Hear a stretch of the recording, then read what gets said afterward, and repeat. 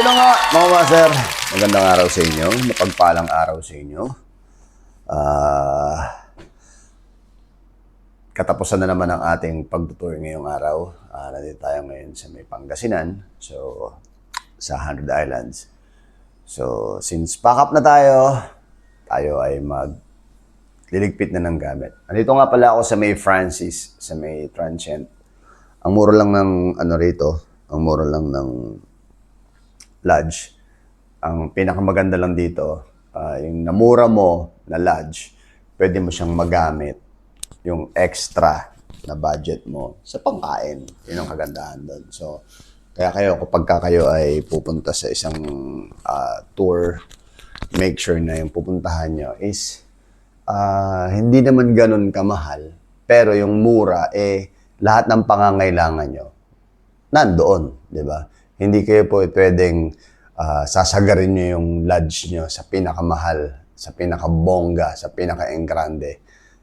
Tapos, mag-iisip-isip kayo ng budget pagdating sa pagkain, di ba? So, i-balance nyo lang. Mas maganda yung kung ano yung kailangan nyo sa kwarto. May aircon, may TV, masarap na higaan. Yun lang. Kaya, problema lang dito. Itong kumot na to, para lang siyang pashmina. kaya nung sobrang lamig, wala na. Olats na.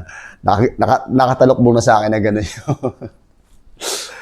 Ay, nako. Pero okay lang naman. Kaya naman lalo pa ako. Titong lamigin ako Itong si Joam at si Eric, yan. Kaming tatlo, mga titong lamigin kami. Every time na may tour kami, si Joam at si Eric, yan, lamigin yan. Lalo si Joam. Si Joam, lamigin yan. Si The Biker, lamigin yan. Anyway, nandito tayo para pag-usapan yung dalawang pag-uusapan natin. Pag-usapan natin yung sinasabi nilang bakit daw hindi ako naka-clits. Nag-clits daw ba ako? Shoutout nga pala sa'yo. Yan, siya yung nagtanong ano nga ba yung advantage at disadvantage ng ngayong nag-touring ako or before na nag-clits ako. So, pag-usapan natin yan habang ako ay nagpapak. Okay? So, una muna, yun yung unang pag-usapan natin. Pag-usapan natin pangalawa is, paano nga ba kayo nag-unpack? Paano kayo nag-load ng mga gamit nyo from tour to pack up? Okay? Si Papa Jack ako! Si Papa Jack ako! Papa Jack ako! Ako ang ginagawa ko, mga kuya, mga master, mga ate, ginagawa ko, sineseparate ko na kagad yung mga malilinis, kagaya nito. Sineseparate ko na, hindi ko nagamit yan. Ito yung sinuot ko ito yung sinuot ko nung papunta, ito yung sinuot ko nung gabi. Yan. So, natin yan, mga shorts. So, ginagawa ko, sineseparate ko na yung mga damit na hindi ko nasuot at yung mga sinuot ko na para hindi sila maghalo-halo doon sa bag, sa pack gear na bag. Shoutout pack gear at shoutout din sa Lagalag. Itong Lagalag na to, napaka-reliable na to. Etong jacket, etong damit na to yung hindi ko pwedeng makalimutan kapag ako ay nag-tutor. Napaka-reliable kasi nito. Pwede siyang pang-init, pwede siyang panlamig. Kagaya niyan, sobrang init. So, gagawin ko, papatungan ko lang siya ng polo like this. Patungan ko lang siya ng polo, and then, pwede na. Diba? So, pagka medyo nainitan ako, tanggalin ko lang, okay na ulit siya. So, ayun. Pagkatapos, pagka napak ko na siya, kapag na-segregate ko na yung mga nagamit at hindi ko nagamit, lalagay ko na siya ngayon. Yung mga hindi ko nagamit, yung mga nagamit ko, ilalagay ko dito sa bag. Tapos yung mga hindi ko nagamit, nakapasok lang sa isang plastic pa. Dito, naka-plastic siya sa isa. Okay? Para hindi siya maghalo yung amoy, yung mabaho o hindi. So, ayun. Tapos, make sure nga pala kapag pupunta kayo sa mga bili kayo ng mga souvenirs nila. Bumili nga pala ako ng souvenir. Every time na pumupunta kami ng mga Papa Jack and Friends, kahit sa ang tour namin, bumibili ako ng mga ref magnet. Ang problema ko, wala pa nga pala akong keychain. Kailangan kong bumili. Kailangan kong dumaan. Tapos, lagi akong bumibili ng t-shirt. Ito yung t-shirt na nabili ko.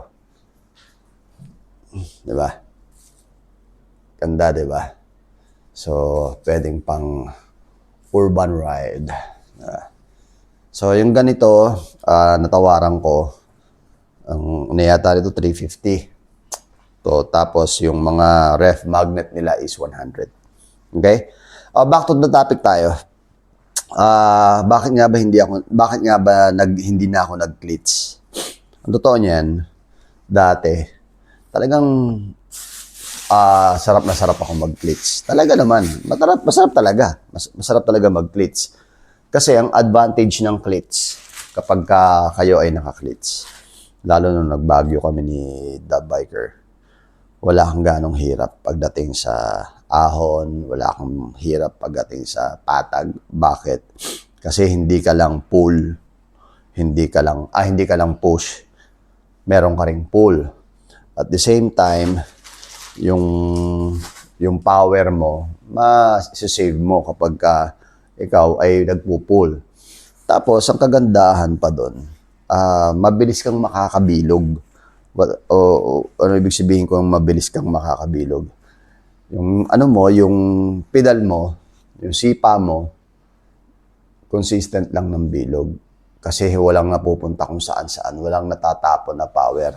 So, yung consistency ng power through muscle, maganda yung kinakalabasan.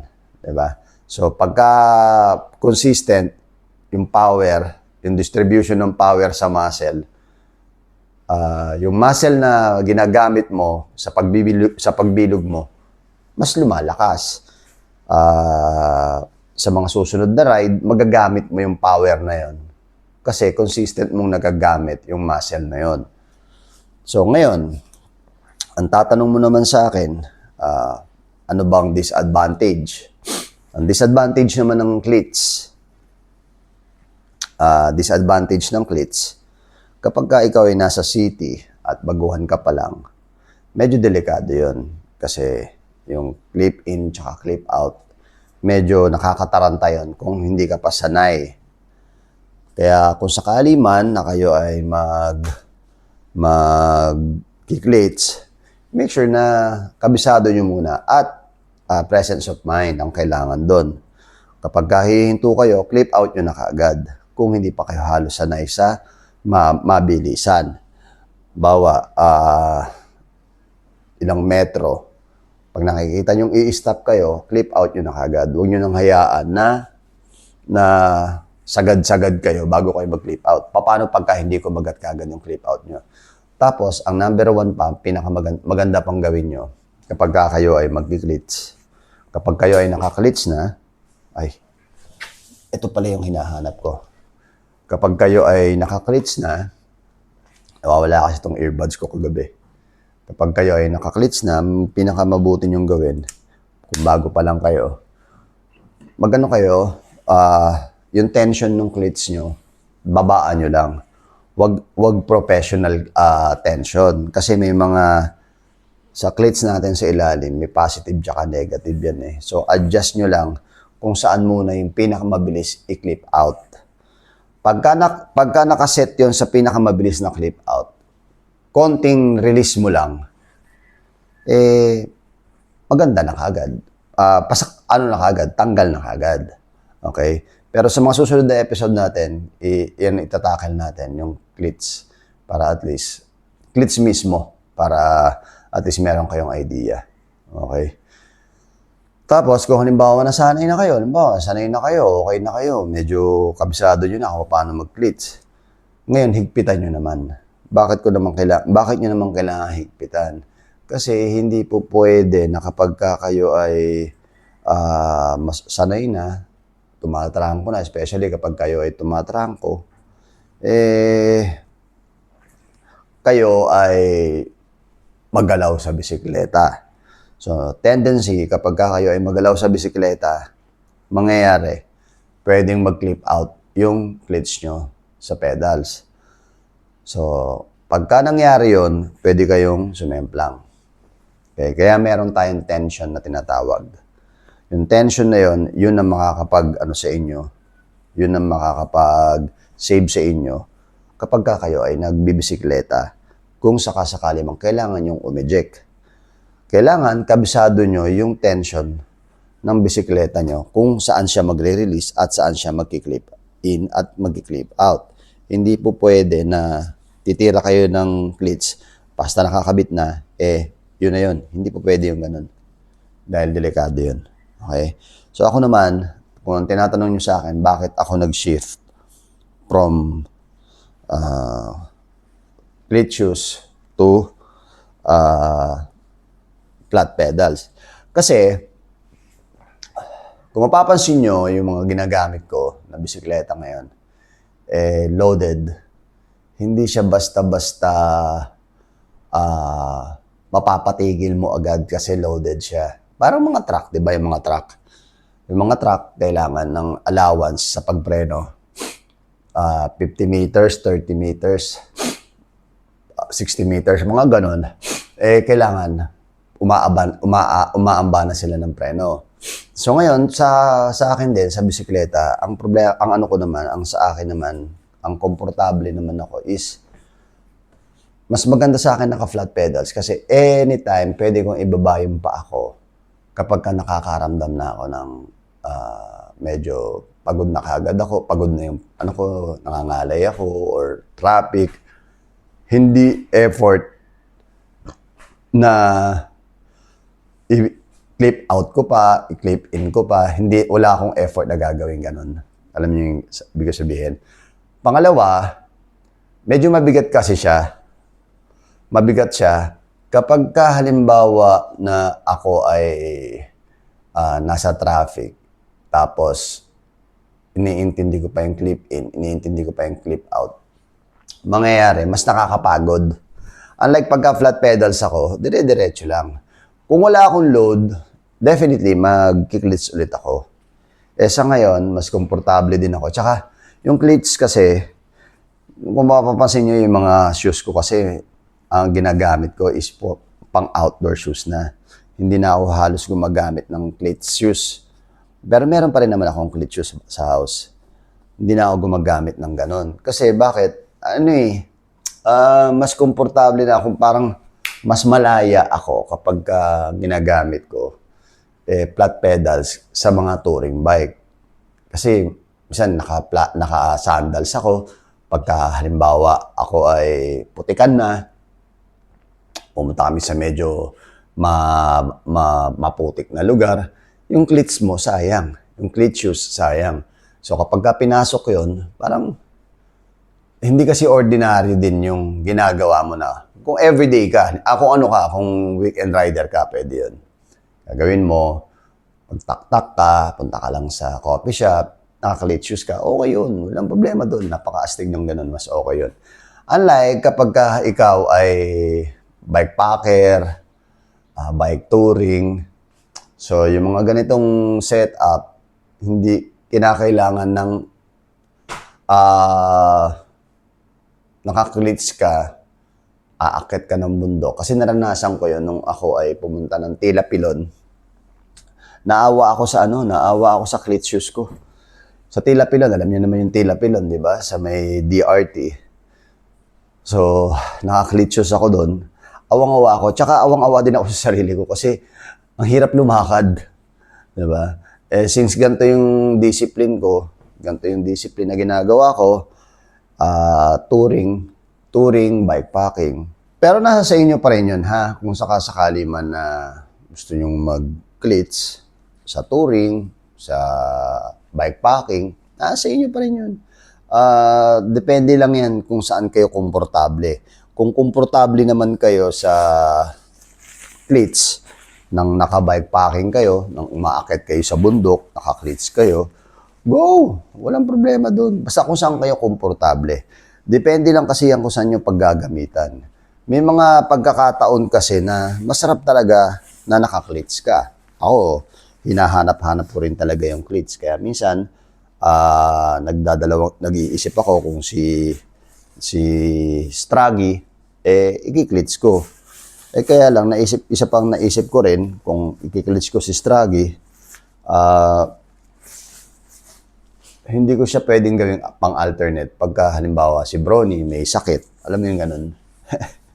Iniintindi ko rin talaga yung kalagayan ng kalagayan ng bike ko Kasi, syempre, hindi naman sila basta bisikleta lang. Syempre, mga mo rin yan, mga kaibigan mo rin yan, best friend mo rin yan, di ba? So, ako, kung saan ako tingin ko mas magiging komportable, yun ang ginagawa ko. Sana ganun din kayo. Kung saan kayo magiging komportable, go lang, gawin nyo lang kung saan kayo komportable. Wag nyo pakinggan yung sinasabi ng iba. Wag nyo pakinggan yung sinasabi ko, Kung minsan, halimbawa kayo, nagsasuggest ako.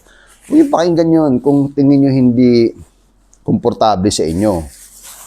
Kung tingin nyo hindi nararapat para sa inyo yung sinasabi ko, hindi nararapat sa gusto nyo yung sinasabi ko, huwag nyo akong pakinggan. Basta kung halimbawa kung ano yung fit sa'yo, kung ano yung nag-work sa'yo, go! Gawin mo lang. Huwag nyo pakinggan yung sinasabi ng ibang tao o kung sino man o kahit ako kung hindi naman talaga nag-work sa inyo. Diba?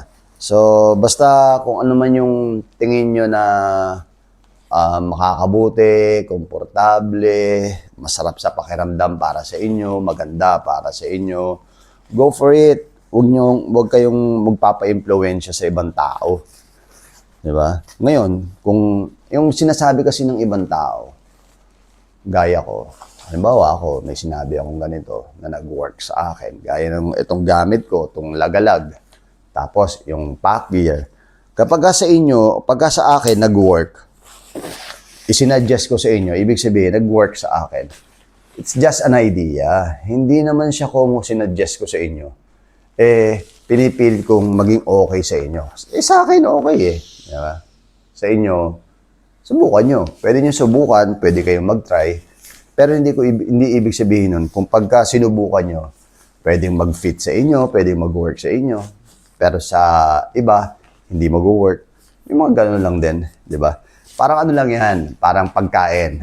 Di ba? Pag sinabi kong, uy, ang sarap ng sinigang na to Pero sa iba, hindi sila nasasarapan. Why? Kasi iba yung preference nila pagdating sa sinigang.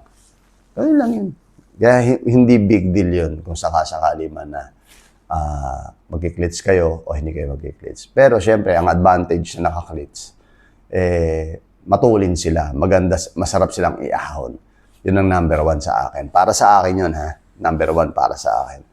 Wala kang stress, wala kang tapon. Walang tapon na power pagdating doon. So, makaka-survive ka sa ahon, makaka-survive ka sa patag. Kasi more on, ikot-ikot lang. Patag-patag lang. Okay? So, ayun bago tayo magtapos, maraming salamat muna syempre sa aking mga sponsor, sa ating mga partner at the same time. Okay? Sa ride na to, maraming salamat sa partner natin, Bike Repack. Salamat sa Lagalag, sa Pack Gear. Maraming salamat sa inyo. Cycle Art, maraming salamat. At maraming salamat din sa Roosevelt Bicycle Center, Bikery, Pops Bike Shop. Maraming salamat sa inyo. Pagdating naman sa mga sponsor natin, Mont Inks, maraming salamat. Happy Soul, Gear Protect, Stingray Therapeutic Spray. Alright? Maraming salamat. Sana may natutunan ka kahit pa paano sa mga sinabi ko sa iyo. Ngayon, kung hindi ka pa nakaka-follow at nagustuhan mo tong ating episode na to, at sa mga susunod nating mga tour, at sa mga susunod nating mga tips, maraming salamat sa pag-follow. Follow ka lang sa ating YouTube channel, Facebook page, Instagram account, at TikTok channel. Alright? Maraming salamat. Palagi tandaan, mahirapan pero hindi susuko. Ako po si Papa Jack at narito ako at nagpapak na papunta at pauwi. Ako ay pabalik na ng Maynila. So, palagi na daan, palawakin ang kaalaman. Oy, shoutout nga pala kay Ate Jeng. Shoutout sa lahat ng staff ng Cycle Art. Palagi na daan, humingi sa Diyos ng gabay para sa ating paglalakbay. Ciao.